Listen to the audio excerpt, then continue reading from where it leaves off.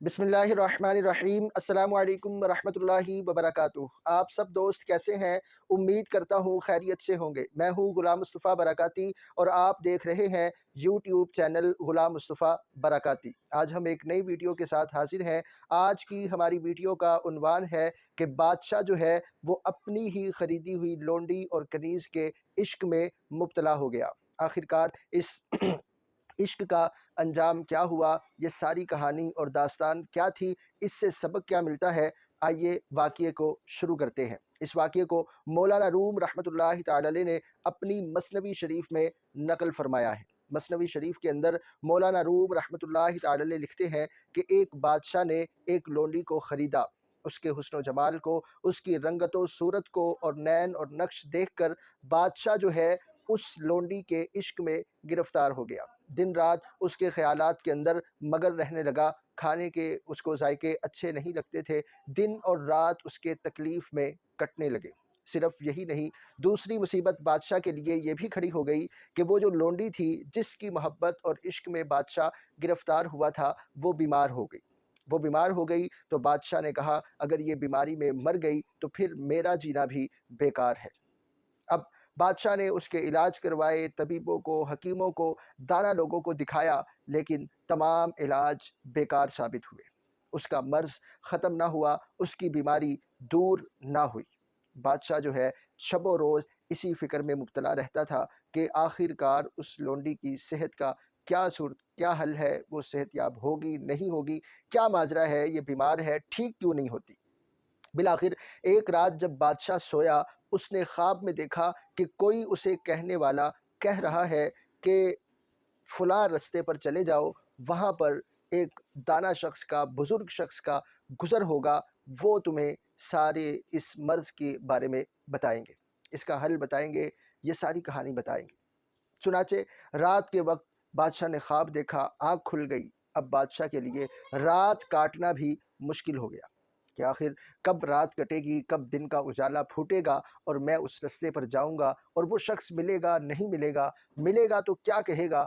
वो बादशाह ये सारी बातें सोचने लगा। बिलाखिर वो वक्त आया कि जब फजर तुलू हो गई, सुबह होते ही बादशाह ने लाओ लश्कर लिया और उस रास्ते पर चल पड़ा जिसकी उसको ख्वाब में निशानदेही की गई थी। चुनांचे उस रास्ते में जाकर बैठा तो हर आने जाने वाले शख्स को नोट करता कि मुझे मुतल्लिका बुज़ुर्ग की, मुतल्लिका शख्स की जो निशानियाँ बताई गई हैं, वो किस शख्स के अंदर पाई जाती हैं, कौन है वो शख्स जिसके अंदर ये सारी चीज़ें मौजूद हों। चुनांचे बादशाह ने एक शख्स को गुज़रते हुए देखा, उसके अंदर वो अलामतें और वो निशानियाँ मौजूद थी जो ख्वाब में उसे बताई गई थी। और फिर उसने उसकी मिन्नत समाजत की और सारा अपना किस्सा सुनाया कि इस तरह मैंने लोंडी ख़रीदी और मैं उसकी मोहब्बत में गिरफ़्तार हो गया। अब वो बड़ी बीमार रहती है, मैं बड़ा परेशान हूँ। चुनाचे वो बादशाह के साथ वो बुज़ुर्ग शख्स जो थे, वो दरबार में आ गए। दरबार में आए और उन बुज़ुर्गों ने कहा कि मुझे उस लड़की के पास, उस लोंडी के पास ले चलो। चुनाचे उसके पास गए, उसकी हाथ पकड़ा, नब्ज़ पकड़ी और दुनिया भर के शहरों के नाम लेना शुरू किए।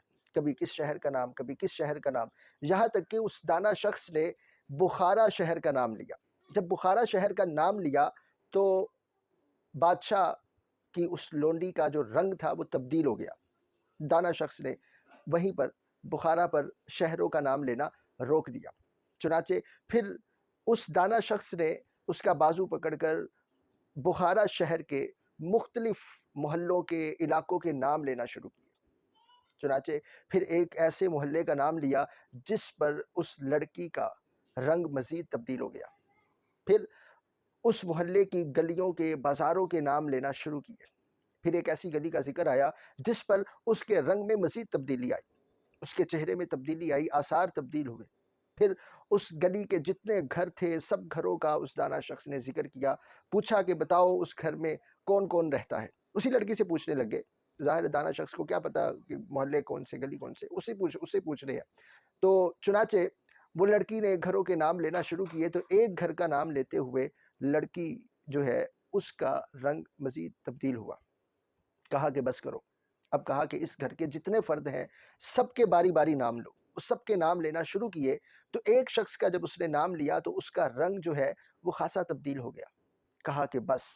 وہ دانا شخص بادشاہ کو کہنے لگا کہ یہ لڑکی جو ہے بخارا شہر کے فلاں محلے کی، فلاں گلی کے، فلاں گھر کے، فلاں شخص کی محبت میں گرفتار ہے، اسی لیے یہ بیمار ہے۔